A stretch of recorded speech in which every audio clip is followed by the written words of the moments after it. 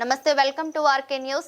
దేశమంతా శ్రీరామనవమి సందర్భంగా సీతారాముల కళ్యాణం నిర్వహిస్తే వనపర్తి జిల్లా కొత్తకోట పట్టణ కేంద్రంలోని శ్రీ కోదండరామ దేవాలయంలో మాత్రం చైత్ర శుద్ధ త్రయోదశి రోజు సీతారాముల కళ్యాణం నిర్వహించడం ఆనవాయితీగా వస్తుందని ఆంధ్రప్రదేశ్లోని ఒంటిమిట్ట రాముల వారి కళ్యాణం కూడా ఈ రోజే జరగడం విశేషం. ఈ సందర్భంగా ఆలయ ప్రధాన అర్చకుడు రఘుశర్మ ఆలయ చారిత్రక నేపథ్యం వివరిస్తూ సుమారు 300 సంవత్సరాల నుండి ఆలయంలో పూజలు నిర్వహిస్తున్నారని, 150 సంవత్సరాల క్రితం ఆలయ ప్రాంగణంలో ఉన్న బావిలో రామ లక్ష్మణ విగ్రహాలు బయటపడ్డాయని, ఆలయ ధర్మకర్త ఇంట్లో సీతమ్మ విగ్రహం లభించగా వాటిని చైత్ర శుద్ధ త్రయోదశి నాడు ప్రతిష్ఠించగా నాటి నుంచి నేటి వరకు ఈ రోజు సీతారాముల కళ్యాణం నిర్వహిస్తున్నామని తెలిపారు. ఆలయం ఎంతో మహిమ గలదని, భక్తులు కోరిన కోరికలు తీరుస్తుందనే నమ్మకం ఉండటంతో కళ్యాణంలో పెద్ద సంఖ్యలో భక్తులు పాల్గొంటారన్నారు.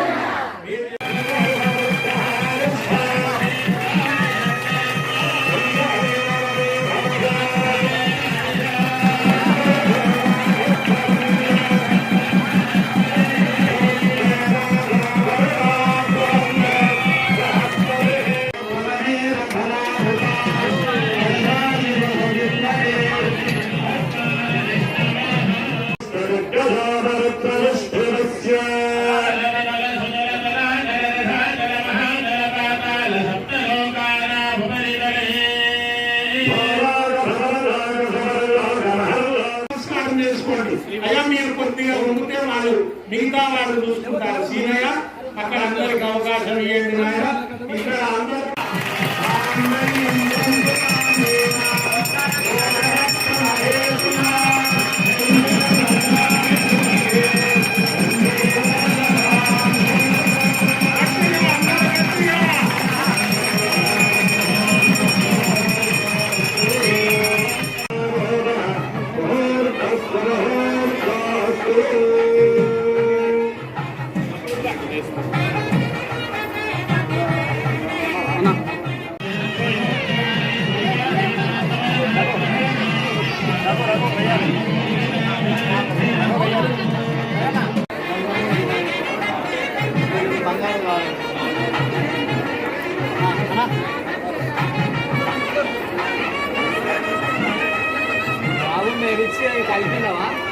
సమయంలో స్వామివారికి ఇచ్చేవాళ్ళు ఇవ్వండి అమ్మా.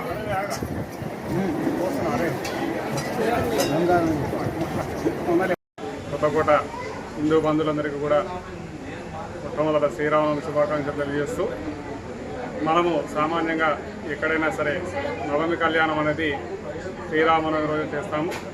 భద్రాచలంతో సహా మన రాష్ట్రంలో దేశవ్యాప్తంగా కూడా నవమి రోజే చాలా ప్రసిద్ధిగా కళ్యాణం చేస్తాము.